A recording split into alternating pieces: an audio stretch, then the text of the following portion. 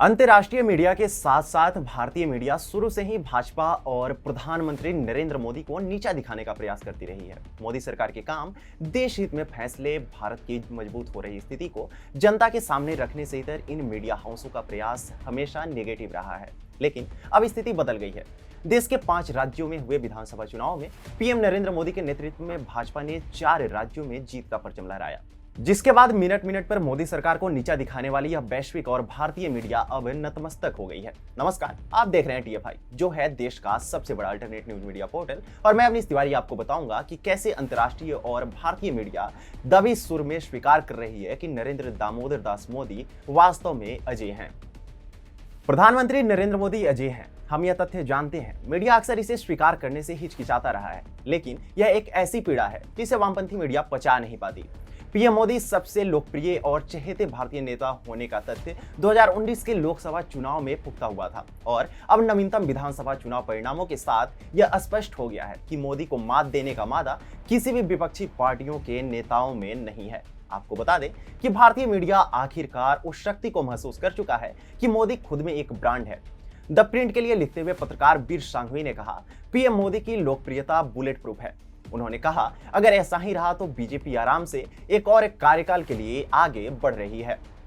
गौरतलब है कि प्रधानमंत्री नरेंद्र मोदी ने भारत के सबसे अधिक आबादी वाले राज्य में एक शानदार चुनावी जीत के लिए अपनी पार्टी का नेतृत्व किया, और भारतीय जनता पार्टी की जबरदस्त जीत ने 2024 में उनके तीसरे कार्यकाल के लिए व्यापक रूप से मंच भी तैयार कर दिया है। भाजपा ने उत्तर प्रदेश में लगभग 2/3 सीटों पर कब्जा जमाया है, और ध्यान देने वाली बात है कि दशकों में यह पहली बार हुआ है कि यूपी की जनता ने राज्य में किसी मौजूदा पार्टी को सत्ता में दोबारा लौटाया हो। उत्तर प्रदेश जैसे महत्वपूर्ण राज्य सहित 5 राज्यों में से 4 में भाजपा की जीत के साथ भारतीय मीडिया और कुछ चुनिंदा पोर्टल को वास्तविकता का एहसास हो गया है।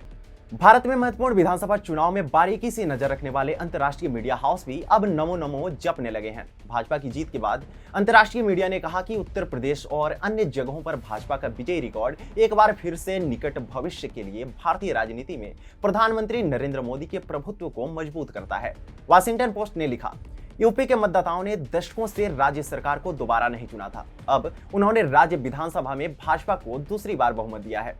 वाशिंगटन पोस्ट ने यह भी कहा था कि यदि भाजपा एक बार फिर यूपी के 80 संसदीय क्षेत्रों में जीत हासिल करती है तो मोदी का तीसरा कार्यकाल लगभग तय है।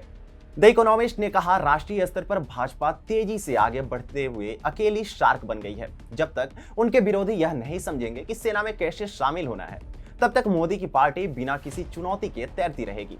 वहीं वॉल स्ट्रीट जर्नल ने कहा, 200 मिलियन से अधिक लोगों के साथ उत्तर प्रदेश 2019 में पिछले राष्ट्रीय चुनाव में भाजपा के निर्णायक जीत के लिए महत्वपूर्ण था। भाजपा की जीत संसद के ऊपरी सदन में पार्टी के नियंत्रण को मजबूत करेगी।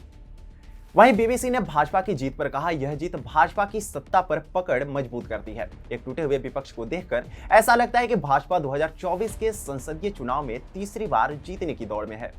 मतदाताओं को लुभाने के लिए हिंदू राष्ट्रवाद को रणनीतिक कल्याणवाद के साथ जोड़ने की अपनी सफल रणनीति के साथ भारत के सबसे राजनीतिक रूप से महत्वपूर्ण राज्य में एक जननेता के रूप में आदित्यनाथ को पार्टी ने मजबूती से स्थापित कर दिया है।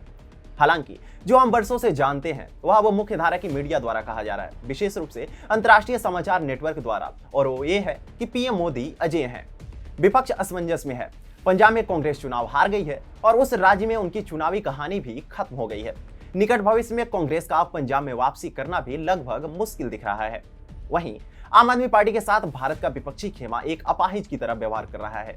डीएमके, टीआरएस, टीएमसी और अन्य विपक्षी दलों में से किसी ने भी आपको पंजाब में शानदार जीत के लिए बधाई नहीं दी है।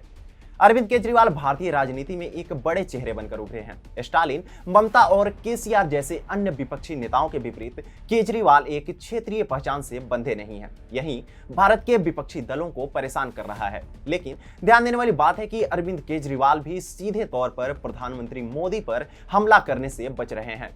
वह इस तथ्य को जानते हैं कि इस तरह की रणनीति का उल्टा ही असर होगा, और यह पीएम मोदी की अपनी छवि के बारे में स्पष्ट है कि मोदी के खिलाफ बोलने वाले नेताओं को भारतीय जनता द्वारा दरकिनार कर दिया जाता है। उत्तर प्रदेश की जीत यह दर्शाती है कि 2024 में भाजपा की जीत फिर से सुनिश्चित है।